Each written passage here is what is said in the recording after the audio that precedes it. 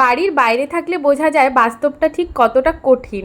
Hey hi everyone, welcome to my another blog from Rimi's official.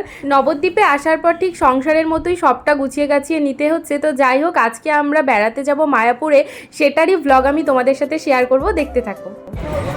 Hey guys, তো আজকে আমরা যাচ্ছি মায়াপুরে। ফাইনালি নবদ্বীপে আসার পর আজকে আমরা ফার্স্ট যাচ্ছি মায়াপুর দর্শনে।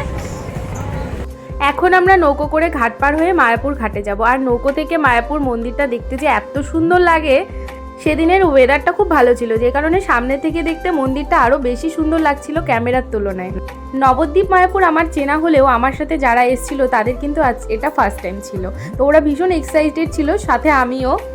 কারণ এই মন্দিরে যতবারই আসি না কেন মনে হয় না যে এসেছি, সব কিছুই নতুনের মতোই লাগে।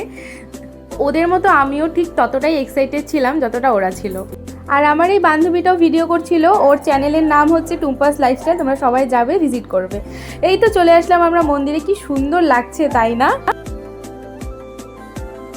দেখো আশেপাশে কত লোক, আমি এখানে এসে কখনোই মন্দির ফাঁকা দেখি না, সব সময়ই প্রচণ্ড ভিড়।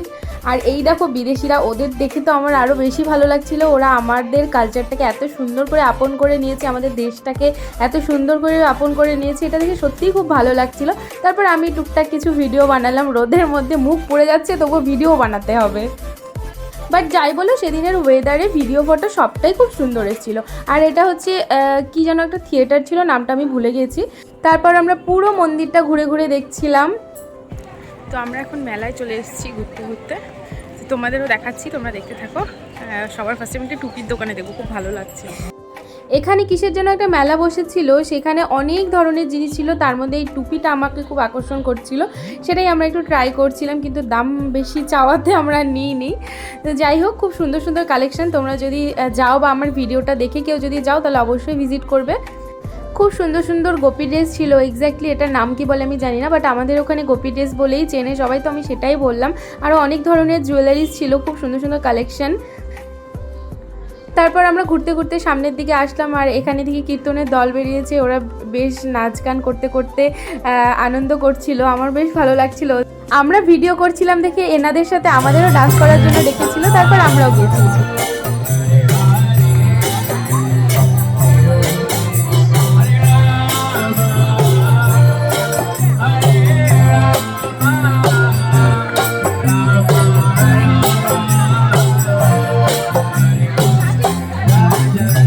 আমরা কিন্তু অনেকটা টাইমই ডান্স করেছিলাম, এটার লাস্টের ক্লিপসটাই আমি জাস্ট অ্যাড করেছি। তারপর আমরা একটু টিফিন করার জন্য গেলাম, এখানে দেখলাম ঘুগনি বিক্রি করছে একটা ভাই, তো ওর থেকে আমি একটু ঘুগনি নিলাম। তো এই ঘুগনি দোকানের পাশে একটা পাপড়ি চাটের দোকানও ছিল, সেই পাপড়ি চাটটাও আমরা টেস্ট করেছিলাম। সত্যি পাপড়ি চাটটা খুব ভালো ছিল খেতে, আমার এটা ফেভারিট হয়ে গেছে, আমি নেক্সট টাইম গেলে আবার ট্রাই করবো। তারপর খেয়ে দিয়ে আমরা বেরিয়ে পড়লাম। তো আমরা এখন লঞ্চে করে আবার নবদ্বীপ চলে যাবো, নবদ্বীপ ব্যাক করবো। এই সাথী কোনোদিনও লঞ্চে ওঠেনি, আমার একটা ভাই সে কোনোদিনও লঞ্চে ওঠেনি, আমার বান্ধবী লঞ্চে ওঠেনি। হ্যাঁ, ওদেরকে একটু মানে চিল করাচ্ছে আর একটু।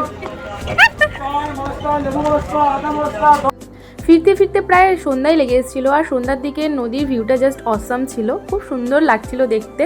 তারপর আমরা একটু বিশাল মার্কেটে ঢুকলাম, যেহেতু অনেক দিন থাকবো, বেশ কিছু কেনাকাটার বাকি ছিল, সেগুলো টুকটাক কেনাকাটা করে তারপর বেরিয়ে পড়েছিলাম। এই টুকটাক কেনাকাটা করতে করতে আমাদের এক ব্যাগ হয়ে গেছে, দেখো জাস্ট কত কিছু নিয়েছি আমরা।